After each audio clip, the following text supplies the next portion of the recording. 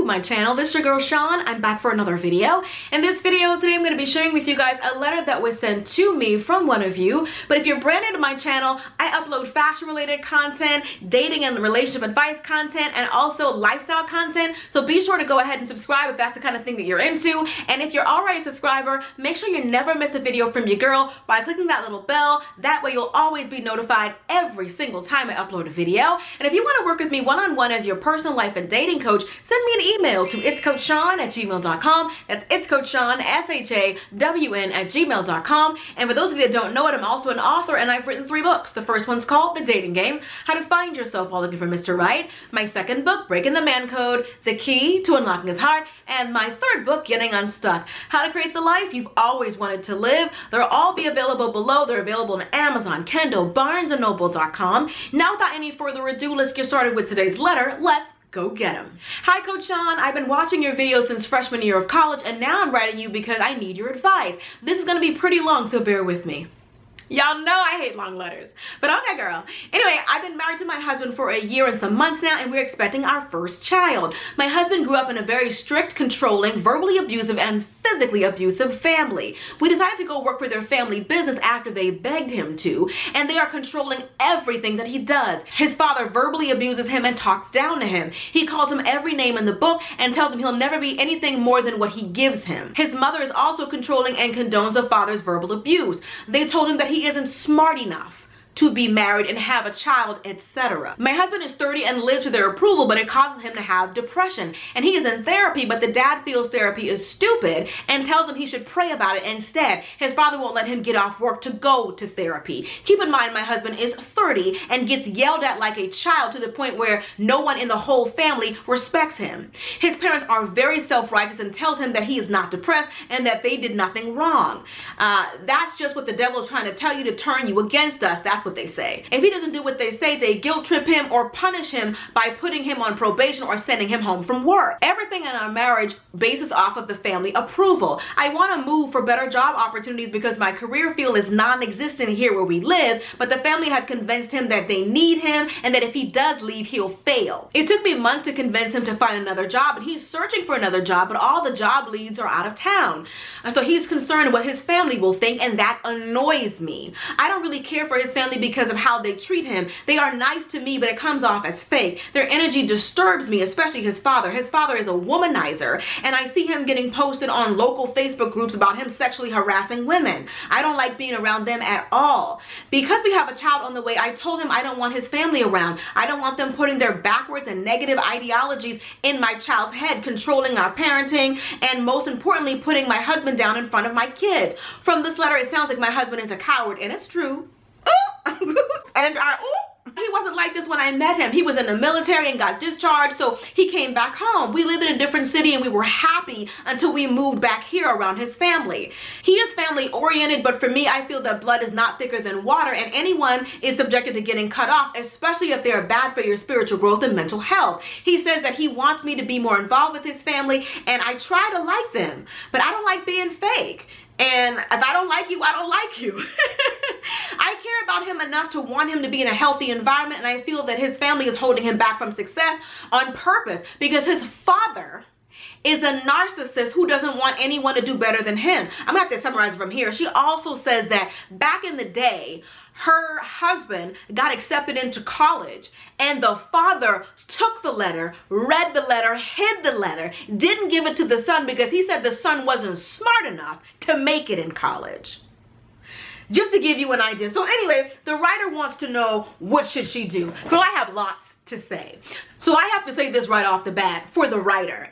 Girl, you have the patience of Job, okay? Because I'll be doggone if somebody's gonna talk down to my husband, if somebody's gonna berate him, downgrade him, and all of that. I don't care if we in front of people, behind closed doors. I'm not having it. Nobody gets a pass. Anybody can get it. You talking about the father of my 3 children? If you disrespect my husband, it's like you disrespected me, and I don't take disrespect.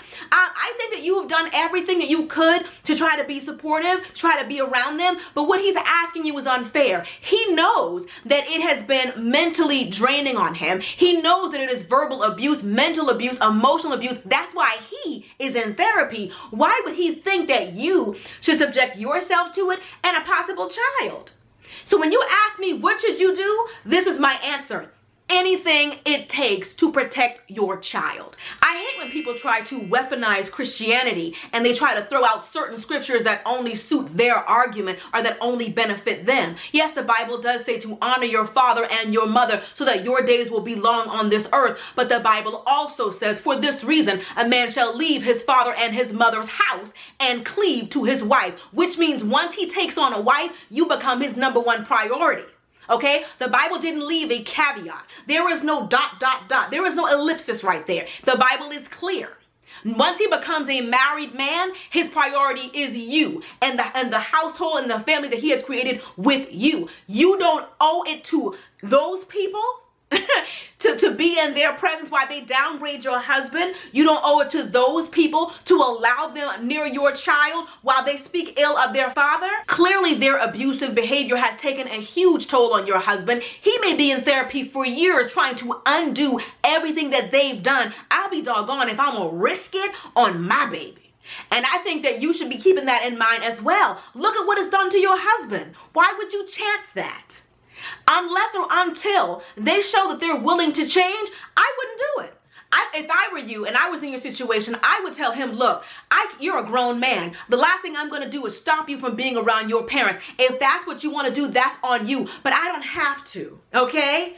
No, because what he's trying to do is like get you used to the abuse. He knows they're going to keep on doing it. So it's kind of like, come on, this is how they are. Nobody is allowed to be toxic and stay in your life. You got to cut people off.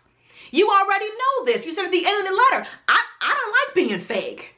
And I don't have a problem cutting people off if they're toxic. Then keep doing what you're doing. What bothers me the most is that they have spent his entire life breaking him. To me, that is just so sad. That they have made him feel like anything he does is gonna fail. That they have sabotaged him by not allowing him to get into college because they didn't think he would make it. The things they've said to him, the toll that it's taken on him. He is a broken man because of them. A parent's job is to build their kids up, to prepare them, to instill in them things that will give them a healthy and positive self-esteem. It's a shame that the biggest, most negative people in his life are the ones who created him.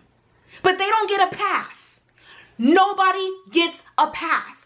Every time I post about toxic people, especially like on my Instagram and things like that, I always get the same comment. What if it's your parent? So? Anybody can get it. Am I telling you to disrespect your parents? No. But I'm telling you that you don't have to allow people who make you feel this small, who have affected your mental health, your sense of value, your sense of self-respect, your sense of self-worth. They don't get to stay. You have to limit your contact with people like that. At some point, your husband has to stop being their son and start being a man, okay?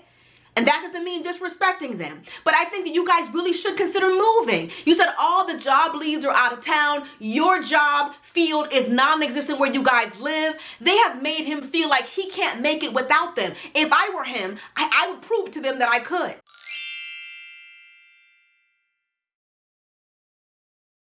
Of course, I suggest that you pray about this. Ask God to change their heart. Ask God to give them a mirror. Show them how they're really coming across, what they're really doing, how hurtful, how painful their words and their negativity have been to my husband. But I wouldn't subject myself to such negativity. And you said they're cordial to you, but it comes across as fake.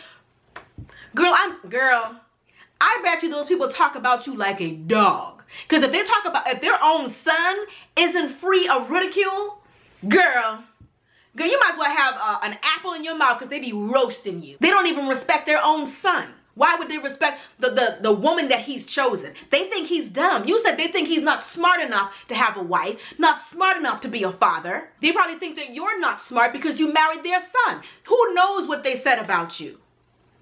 These people are evil. okay? And I don't toss that around, but to break your own child down?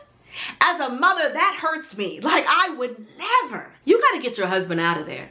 This is what 30 years of their negativity has done. What do you think another 30 is going to do to him? They've broken him down so much he doesn't even think that he's worthy to be a husband and a father. You got to get this toxic energy away from you and your family. And what your husband is asking you to do is completely unfair. Boy, you in therapy for what they did to you. Why would you want me around that? You know what I'm saying? Like, I feel like sometimes people are so used to the abuse, they think that it's normal. I would let him know that's not normal. This isn't normal. Moms and dads don't talk to kids like this, and I'm not going to let you make me think this is normal. I don't want to get used to it. I don't want to get used to them saying anything they want to say to you. I don't want to get used to them talking down about my husband and me biting my tongue. I don't want to get used to it, and I don't owe you that. You don't owe them that either. Protect your child at all costs. Let him know.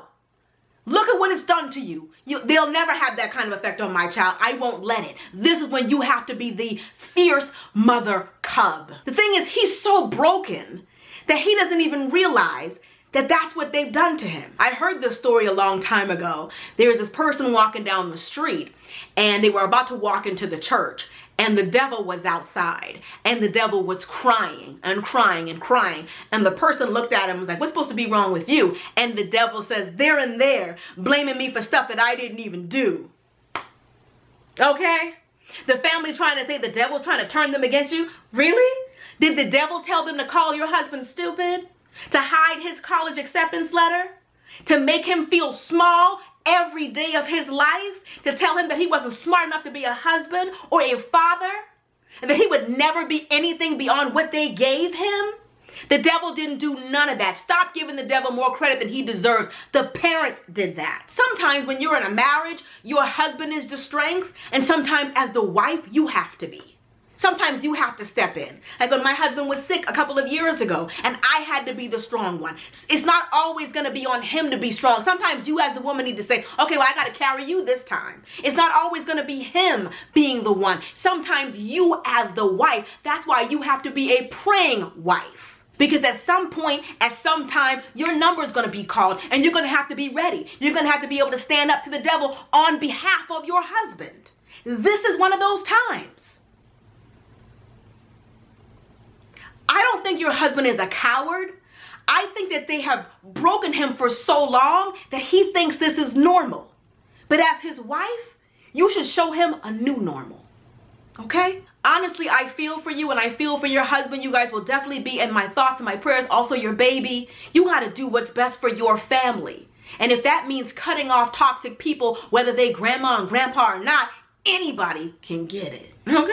Anyway, that's pretty much it. If you guys want more of my thoughts and opinions on life and love, consider purchasing one of my books. As I said, I've written 3. The first one's called The Dating Game, How to Find Yourself While Looking for Mr. Right. My second book, Breaking the Man Code, The Key to Unlocking His Heart. And my third book, Getting Unstuck, How to Create the Life You've Always Wanted to Live. They're all available on Amazon, Kindle, BarnesandNoble.com.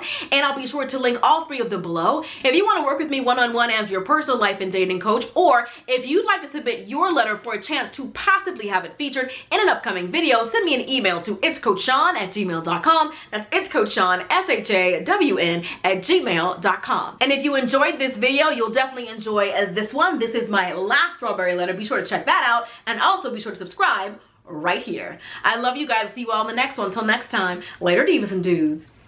Deuces, honey.